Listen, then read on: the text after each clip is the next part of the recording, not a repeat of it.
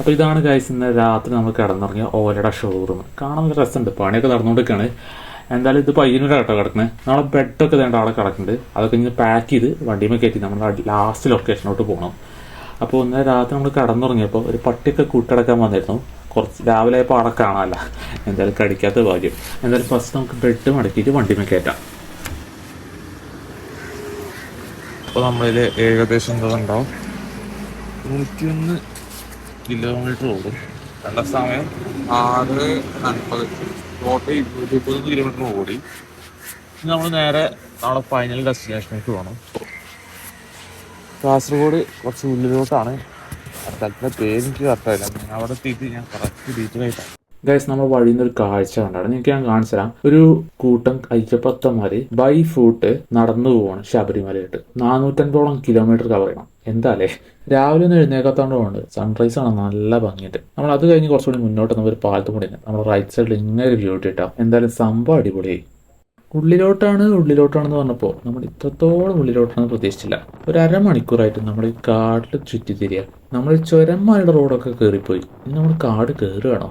എന്തായാലും വരുന്നോടത്ത് വെച്ച് കാണാന്നുള്ള രീതിയിൽ നമ്മൾ ഈ വണ്ടിയിൽ പോണേ. വണ്ടിയുടെ കാര്യം പിന്നെ പറയണ്ടല്ലോ, ഏകദേശം ചാർജ് തീരാനായിട്ട്. ഇന്നലെ രാത്രി എന്തായാലും ഷോറൂമിൽ കിടന്നുറങ്ങിയത് നന്നായി. ഇതിലൂടെയൊക്കെ വന്ന് ചാർജ് കഴിഞ്ഞിട്ട് വല്ല കാട്ടാനേലും മുന്നിൽ ചാടിയാ എന്ത് കാട്ടാന. ഇങ്ങനെയൊക്കെ നിൽക്കുമ്പോൾ ആരോടെയൊക്കെ ഒന്ന് ഹെൽപ്പ് ചോദിക്കാൻ വല്ല ഭാഷ ഒന്ന് ആലോചിച്ചു നിങ്ങള്. പിന്നെ ഓടാൻ ഈ നാട്ടിലെ വഴി പോലും അറിയില്ല. ചുറ്റും കാടും. വീട് കുറച്ച് ഉള്ളിലായതുകൊണ്ട് അവൻ റോഡിലോട്ട് വന്നിക്കാന്ന് പറഞ്ഞത്. ഇനി ഇവൻ അങ്ങാനും വല്ല വള്ളിയും തൂങ്ങി വരുന്നുള്ള സംശയത്തിലാണ് ഞാനും അവരെ പറഞ്ഞിട്ട് കാര്യമില്ല. നല്ലൊരു കാടാണേ. ഇതാണ് നമ്മുടെ പയ്യൻ.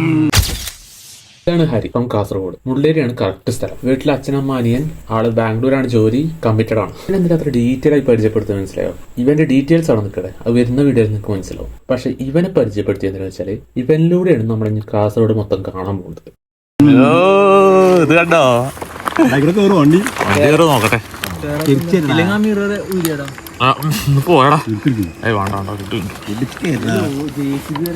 മെയിൻ ഗേറ്റ് ഒക്കെ തുറന്നിട്ടൂടെ?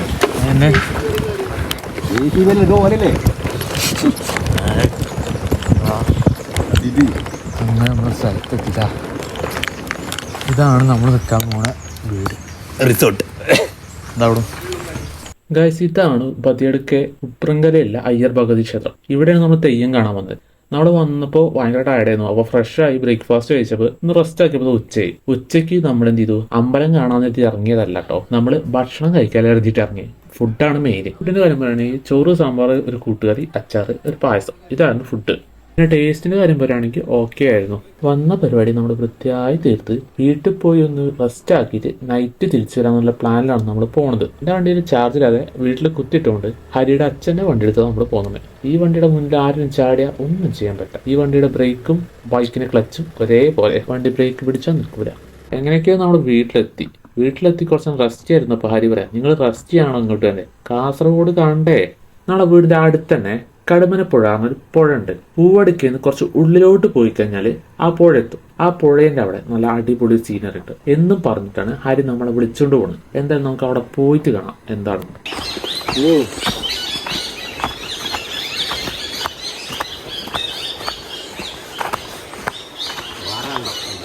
കാട്ടിക്ക് കൊണ്ടുപോകണം ഗൈസ്. മരവള്ളി എടാ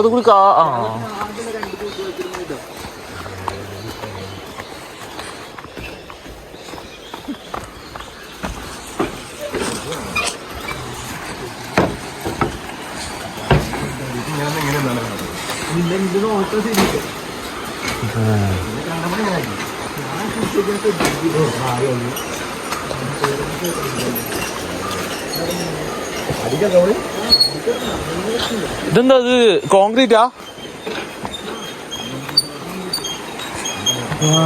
മോനെ നൈസായി.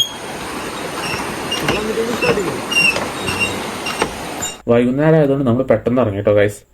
നമ്മൾ ചായ കുടിക്കാൻ വന്ന സ്പോട്ടാട്ടത്. ഇതാണ് നവാസിന്റെ തട്ടുകട.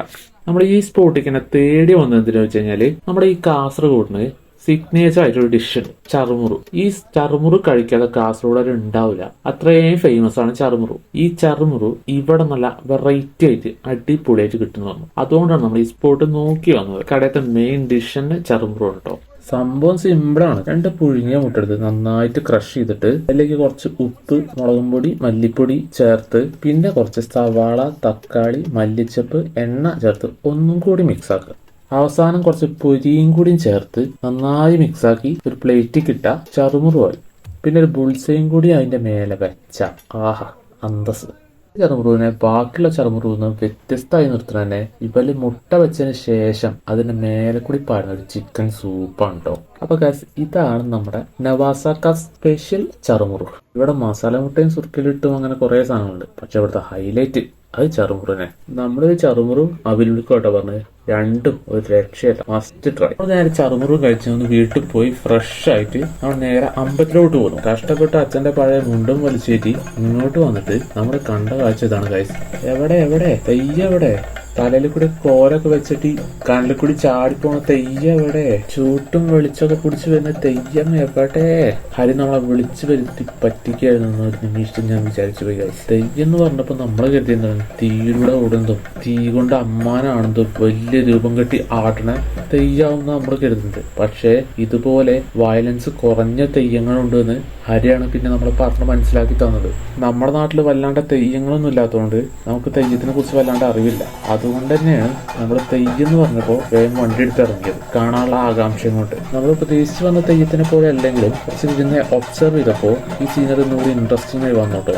ഫസ്റ്റ് തന്നെ ഇൻട്രസ്റ്റ് ആക്കിയത് ആ തെയ്യത്തിന് മുന്നേ ബാൻഡ് കൂട്ടുണ്ടായിരുന്നു. ഞാൻ അധികം ചെണ്ടേ കണ്ടിട്ടുള്ളൂ. ബാൻഡ് ഫസ്റ്റ് ടൈം ആട്ടോ അമ്പലത്തിനുള്ളിൽ ഞാൻ കൂട്ടുന്നത് കാണുന്നത്. പിന്നെ ഫോട്ടോഗ്രാഫി എന്റെ പാഷൻ ആയതുകൊണ്ട് ഞാൻ മിക്കവാറും കിട്ടുന്ന ഫോട്ടോസ് ഒക്കെ നല്ല രീതിയിൽ എടുക്കാൻ നോക്കിട്ടോ. ഞാൻ എടുത്ത കുറച്ച് ഫോട്ടോസ് ഞങ്ങൾക്ക് കാണിച്ചു തരാം. ഇതൊക്കെ ഫസ്റ്റത്തെ തെയ്യത്തിന്റെ ഫോട്ടോ ആട്ടോ. ഈ ഒരു ആട്ടത്തിന്റെ പേരാണ് പുലിക്കണ്ടൻ വെള്ളാട്ടം. കാളകാണ്ടാസുരൻ എന്നൊരു അസുരൻ ഉണ്ടായിരുന്നു. ഈ അസുരനെ വധിക്കാനായിട്ട് പുലിയായിട്ട് ജന്മമെടുത്ത മഹാദേവന്റെ രൂപമാണ് ഈ കാണുന്നത്. കുറെ ആൾക്കാരവിടെ നിന്ന് അവരുടെ പ്രശ്നം പറഞ്ഞു കൊടുക്കുമ്പോൾ തെയ്യം അതിന് വേണ്ട പ്രതിവിധികളും ഉപദേശങ്ങളൊക്കെ കൊടുക്കുന്നുട്ടോ.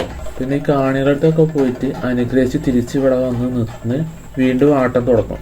രണ്ടാമത്തെ തെയ്യം വേഷം കെട്ടുണ്ട്. നമ്മളത് കാണാൻ വന്ന ബാക്കിൽ 2 പന്തൊക്കെ എത്തിച്ചിട്ടുണ്ടാവും. മിക്കവാറും പന്തം കൈ പിടിച്ചാവും തെയ്യം വരുന്നുണ്ടാവാം.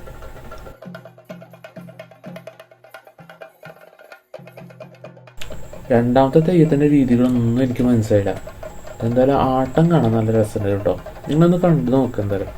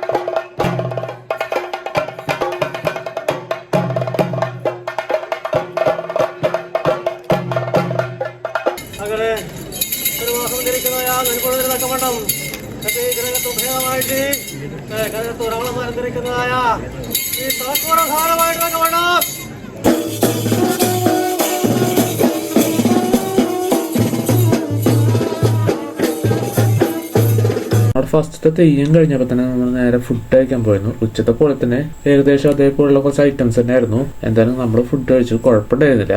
ഈ തെയ്യത്തിന് അത്യാവശ്യം നല്ല ടൈം എടുത്തിട്ടോ.